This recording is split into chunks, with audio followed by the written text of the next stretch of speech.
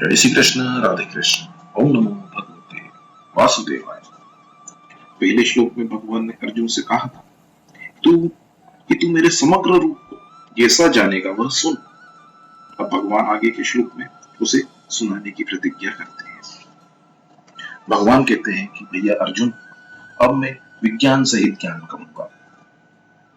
मैं विज्ञान सहित ज्ञान संपूर्णता से कहूंगा। इसमें विज्ञान ज्ञान का विशेषण है। विशेषण विशेष्य की विशेषता बताने के लिए होता है। इस दृष्टि से विशेष्य व्यापक हुआ और विशेषण व्याप्त हुआ, अर्थात ज्ञान विशेष्य बड़ा हुआ और विज्ञान विशेषण छोटा हुआ। परंतु विज्ञान विज्ञान ने ज्ञान की विशेषता बता दी। इस दृष्टि से विज्ञान बड़ा अर्थात श्रेष्ठ हुआ। यहाँ यह संसार भगवान से ही उत्पन्न होता है और भगवान में ही लीन होता है, ऐसा मानना ज्ञान है। और सब कुछ भगवान ही है, भगवान ही सब कुछ बने हुए हैं, भगवान के सिवाय कुछ भी है ही नहीं, ऐसा अनुभव हो जाना विज्ञान है। इसमें ज्ञान सामान्य हुआ और विज्ञान विशेष हुआ। तुम्हें कहूंगा और मैं खुद कहूंगा तथा संपूर्णता से कहूंगा। विज्ञान सहित ज्ञान अब मैं संपूर्णता से कहूंगा। ऐसे तो हर एक आदमी हर एक गुरु से मेरे स्वरूप के बारे में सुनता है और उससे लाभ भी होता है, परंतु तुम्हें मैं स्वयं कह रहा हूं। स्वयं कौन? जो समग्र परमात्मा है वह मैं स्वयं मेरे स्वरूप का जैसा वर्णन कर सकता हूं वैसा दूसरे नहीं कर सकते, क्योंकि वे तो सुनकर और अपनी बुद्धि के अनुसार विचार करके ही कहते हैं। जैसे कोई वर्णन करता है तो वर्णन करने वाले का जो स्वयं का अनुभव है वो पूरा बुद्धि में नहीं आता। बुद्धि में जितना आता है उतना मन में नहीं आता, और जितना मन में आता है उतना कहने में नहीं आता। इस प्रकार जब उसका अपना अनुभव भी पूरा कहने में नहीं आता, अर्थात वह अपने अनुभव को भी पूरा प्रकट नहीं कर सकता, तो फिर वो भगवान की तरफ कैसे कह सकता है? उनकी बुद्धि समष्टि बुद्धि का एक छोटा सा अंश है। वो कितना जान सकती है? वे तो पहले अनजान होकर फिर जानकार बनते हैं। पर मैं सदा अलुप्त ज्ञान, मेरे में अनजानपना न है, न कभी होगा, न होना संभव भी है। इसलिए मैं तेरे लिए उस तत्व का वर्णन करूंगा जिसको जानने के बाद वो कुछ जानना बाकी नहीं रहेगा। 10वें अध्याय के 16वें श्लोक अर्जुन कहते हैं कि आप अपनी सब की सब विभूतियों को कहने में समर्थ हैं। तो उसके उत्तर में भगवान कहते हैं कि मेरे विस्तार का अंत नहीं है, इसलिए प्रधानता से कहूंगा। फिर अंत में कहते हैं कि मेरी विभूतियों का अंत नहीं है। भगवान कहते हैं कि मैं विज्ञान सहित ज्ञान को संपूर्णता से कहूंगा, शेष नहीं रखूंगा। इसका तात्पर्य यह समझना चाहिए कि मैं तत्व से कहूंगा। तत्व से कहने के बाद कहना जानना कुछ भी बाकी नहीं रहता। 10वें अध्याय में विभूति और योग की बात आई है कि भगवान की विभूतियों का और योग का अंत नहीं है। अभिप्राय यह है कि विभूतियों का अर्थात भगवान की जो अलग अलग शक्तियां हैं उनका, और भगवान के योग का अर्थात सामर्थ्य ऐश्वर्य का अंत नहीं आता। रामचरितमानस में भी कहा गया है, निर्गुण रूप सुलभ अति सगुण जान नहीं हुई, सुगम सुगम अगम नाना चरित, सुनि मुनि मन भ्रम हुई। तात्पर्य है कि सगुण भगवान का जो प्रभाव है, ऐश्वर्य है, उसका अंत नहीं आता। जब अंत ही नहीं आता तब उसको जानना मनुष्य की बुद्धि के बाहर की बात है। परंतु जो वास्तविक तत्व है उसको मनुष्य सुगमता से समझ सकता है। जैसे सोने के गहने कितने होते हैं, इसको मनुष्य नहीं जान सकता क्योंकि गहनों का अंत नहीं है। परंतु उन सब गहनों में तत्व से एक सोना ही है, इसको तो मनुष्य जान ही सकता है। ऐसे ही परमात्मा की संपूर्ण विभूतियों और सामर्थ्य को कोई जान नहीं सकता, परंतु उन सब में तत्व से एक परमात्मा ही है, इसको तो मनुष्य तत्व से जान ही सकता है। परमात्मा को तत्व से जानने पर उसकी समझ तत्व से परिपूर्ण हो जाती है, बाकी नहीं रहती। जैसे कोई कहे कि मैंने जल पी लिया, तो इसका तात्पर्य यह नहीं कि संसार में जल बाकी ही नहीं रहा। अतः जल पीने से जल का अंत नहीं हुआ, प्रत्युत हमारी प्यास का अंत हुआ है। इसी तरह से परमात्म तत्व को तत्व से समझ लेने पर परमात्म तत्व के ज्ञान का अंत नहीं हुआ है, प्रत्युत हमारी अपनी जो समझ है, जिज्ञासा है, वो पूर्ण हुई है, उसका अंत हुआ है। उसमें केवल परमात्म तत्व ही रह गया है। 10वें अध्याय के दूसरे श्लोक में भगवान ने कहा है कि मेरे प्रकट होने को देवता और महर्षि नहीं जानते। तीसरे श्लोक में कहा है कि जो मुझे अज और अनादि जानता है वह मनुष्य में असंपूर्ण है और वह संपूर्ण पापों से मुक्त हो जाता है। तो जिसे देवता और महर्षि नहीं जानते उसे मनुष्य जान ले, कैसे हो सकता है? भगवान अज और अनादि है, ऐसा दृढ़ता से मानना ही जानना है। मनुष्य भगवान को अज और अनादि मान ही सकता है, परंतु जैसे बालक अपनी माँ के विवाह की बारात नहीं देख सकता, ऐसे ही सभी प्राणियों के आदि तथा स्वयं अनादि भगवान को देवता, ऋषि, महर्षि, देवज्ञ, जीवन मुक्त आदि नहीं जान सकते। इसी प्रकार भगवान के अवतार लेने को, लीला को, ऐश्वर्य को कोई नहीं जान सकता, क्योंकि वे अपार है, अगाध है, अनंत है, परंतु उनको तत्व से तो जान सकते हैं। परमात्म तत्व को जानने के लिए ज्ञान योग में जानकारी जानने की प्रधानता रहती है और भक्ति योग में मान्यता मानने की प्रधानता रहती है। जो वास्तविक मान्यता होती है वो बड़ी दृढ़ होती है, उसको कोई इधर उधर नहीं कर सकता। अर्थात मानने वाला जब तक अपनी मान्यता को न छुड़े तब तक उसकी मान्यता को कोई छुड़ा नहीं सकता। जैसे मनुष्य ने संसार और संसार के पदार्थों को अपने लिए उपयोगी मान रखा है, तो इस मान्यता को स्वयं छोड़े बिना दूसरा कोई छुड़ा नहीं सकता।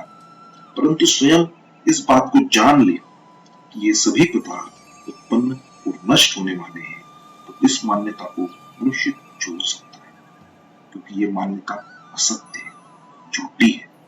जब असत्य मान्यता को भी दूसरा कोई छुड़ा नहीं सकता, तब जो वास्तविक परमात्मा सबके मूल में है उसको कोई मान ले तो ये मान्यता कैसे छूट सकती है?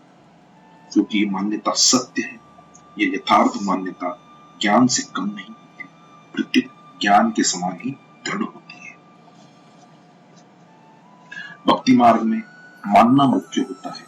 जैसे 10वें अध्याय के पहले श्लोक में भगवान ने अर्जुन से कहा कि हे महाभागो अर्जुन, मैं तेरे हित के लिए परम सर्वश्रेष्ठ वचन कहता हूं, तुम सुनो, अर्थात तुम इस वचन को मान लो।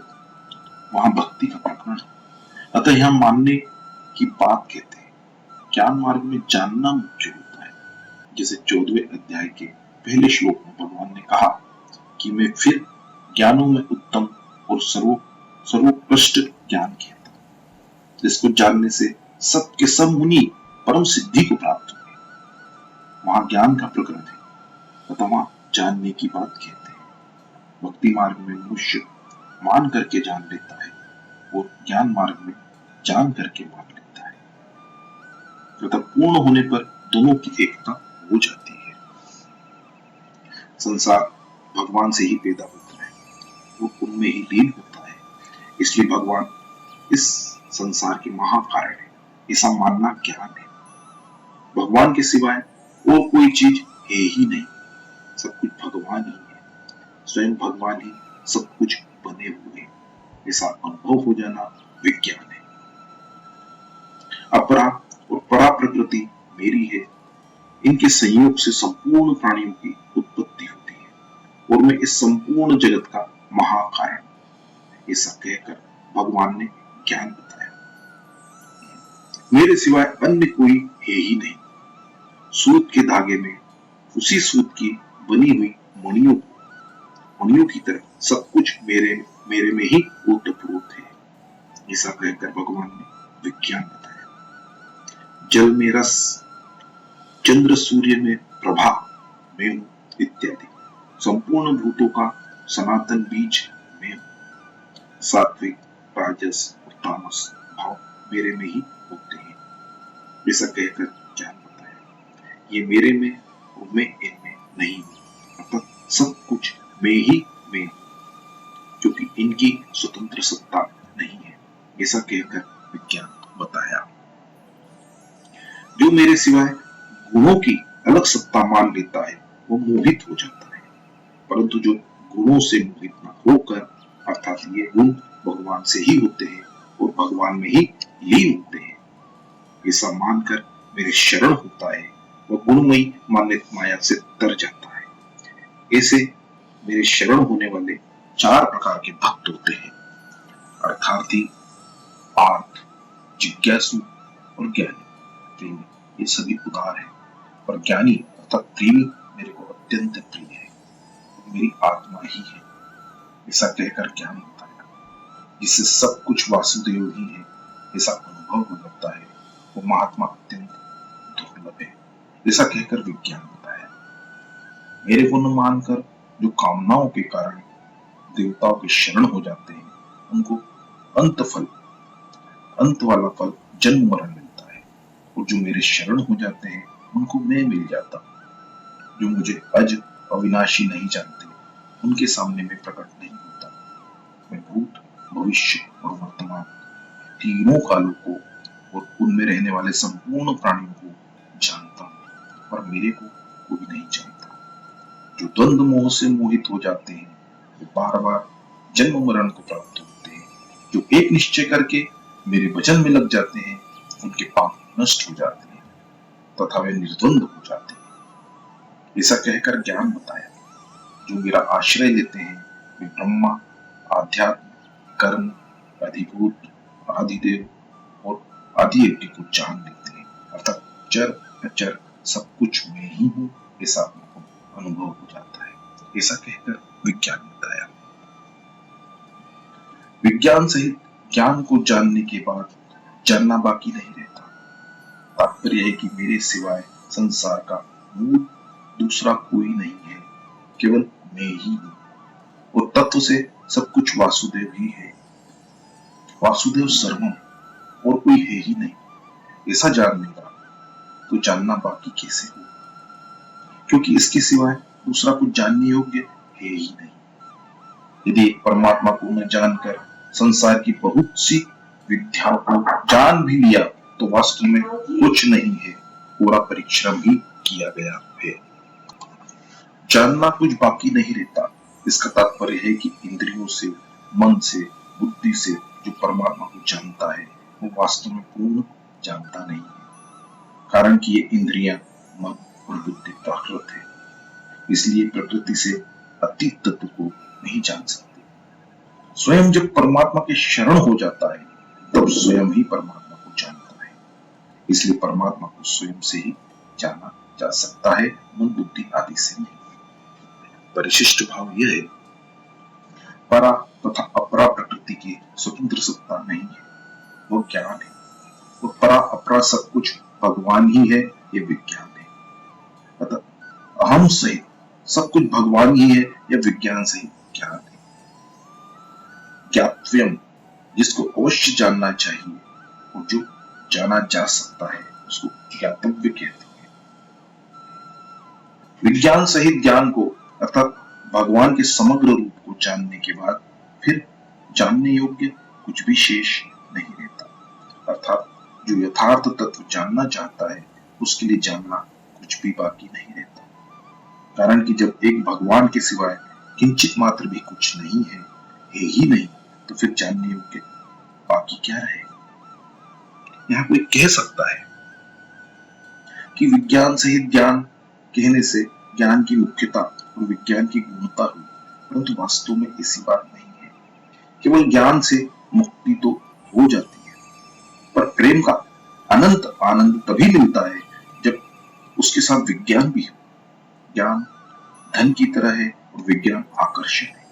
जैसे धन के आकर्षण में जो सुख है वो धन में नहीं है, ऐसे ही विज्ञान भक्ति में जो आनंद है वो ज्ञान में नहीं है। ज्ञान में तो अखंड रस है, पर विज्ञान में प्रतिक्षण वर्तमान रस है। इसलिए विज्ञान सहित ज्ञान कहने में भगवान का लक्ष्य मुख्य रूप से विज्ञान की तरफ ही है, और उसी को भगवान श्रेष्ठ बताना चाहते हैं, क्योंकि विज्ञान समग्रता का वाचक है। जय श्री कृष्ण, राधे कृष्ण। ओम नमो भगवते वासुदेव।